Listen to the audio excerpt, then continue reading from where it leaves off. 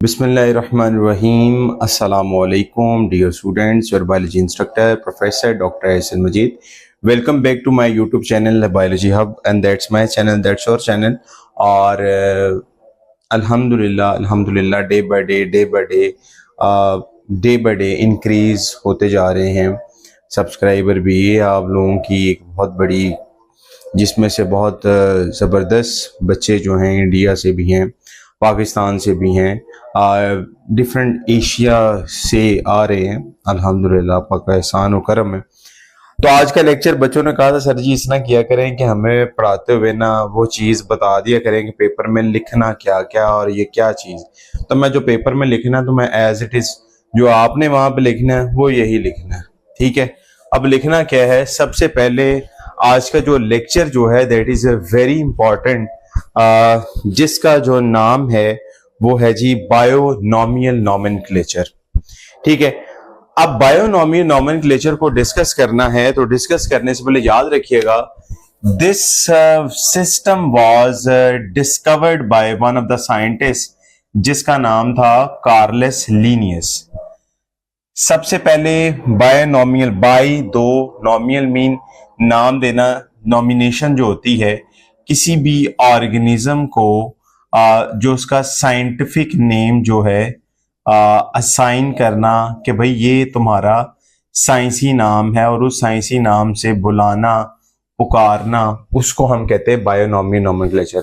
मिसाल के तौर पर जिस तरह मेरा नाम है एहसन मजीद, इसी तरह फरूक, ठीक है, इसी तरह आपके पास अजीम, इस तरह आपके पास अली, इस तरह आपके पास जिस तरह मेरा दोस्त आनियाल वास्ती है, ठीक है, वास्ता है उससे, ठीक है, वास्ती भी है वास्ता भी है। सो इंट्रोड्यूस बाय कार्लस लीनियस, ठीक है। यानी कार्लस लीनियस एक ऐसा साइंटिस्ट था जिसने किसी भी ऑर्गेनिज्म को उसका साइंसी नाम दिया था कि भाई उसका साइंसी नाम ये है या उसको हम ये कहते हैं। पब्लिश प्लांट, उसने प्लांट नेम को भी पब्लिश किया, उसने एनिमल नेम को भी पब्लिश किया।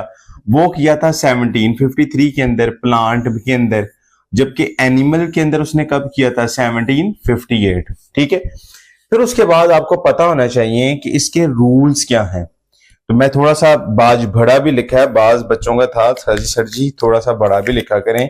नेम्स, सबसे पहला काम है, नेम्स आर डिराइव्ड फ्रॉम, जहां से कलेक्ट होते हैं वो लैटिन और ग्रीक, लैटिन और ग्रीक, लैटिन लातीनी,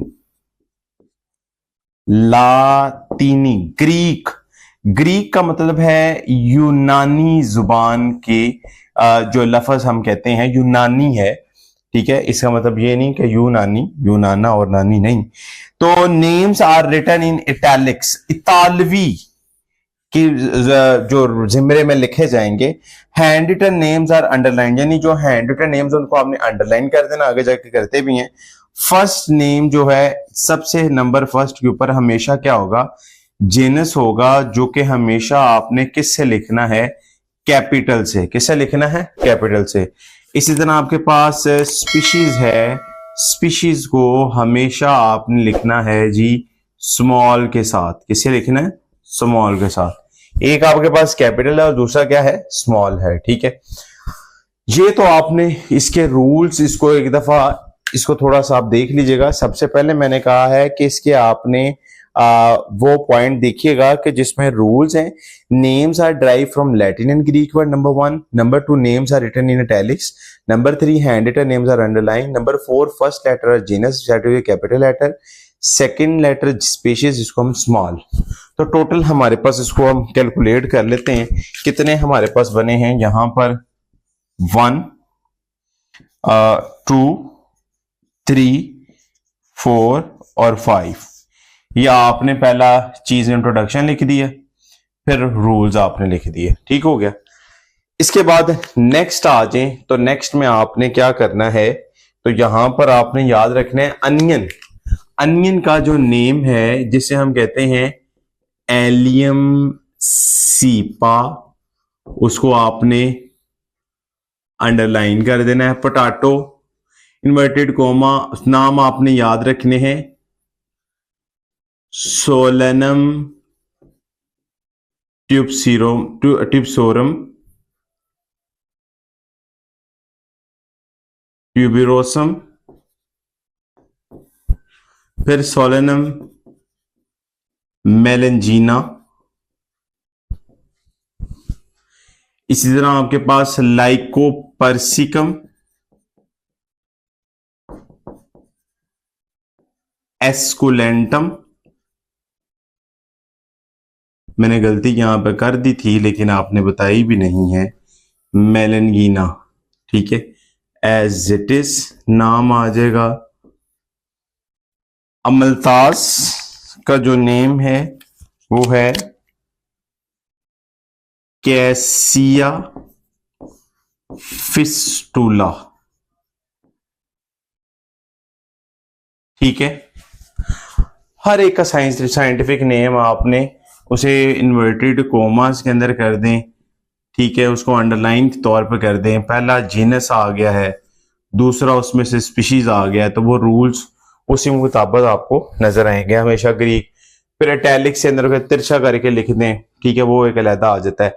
अब रीजंस क्या है, डिफरेंट नेम्स को, different names for same organism, मसलन किसी जगह पे प्याज कहते हैं, कई जगह पे गेंडा, बेसल, वेसल, कुछ नाम होते हैं। अमलतास को किसी जगह पे आर्गवर्ड, गुरमाला, गोल्डन शावर, प्रिगोइंग केसिया वगैरह वगैरह नाम दिए जाते।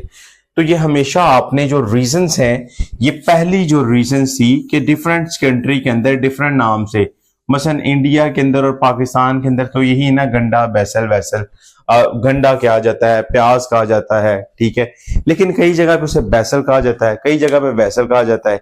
इसी तरह किसी जगह पे मलतास को कहा जाता है आर्गवर्ड, गुरमाला, ठीक है। अब थोड़ा सा हम इसको टिल्ट करते हैं और जरा देखते हैं जी, नेक्स्ट वन आ जाता है one name for many organism.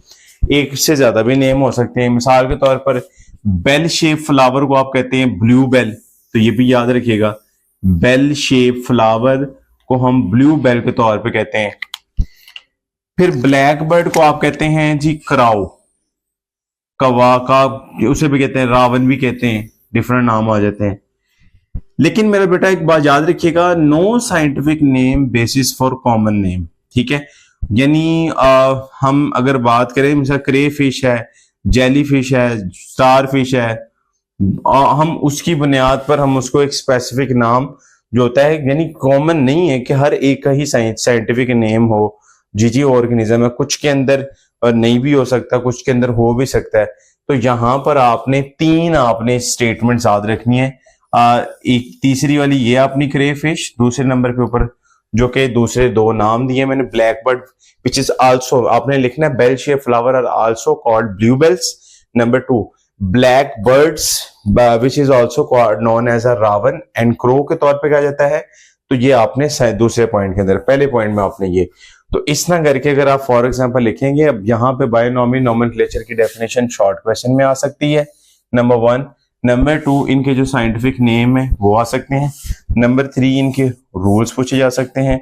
इसके अलावा इसके एमसीक्यूज में पूछा जा सकता है। इसके अलावा ये भी एक एमसीक्यूज है, ठीक है।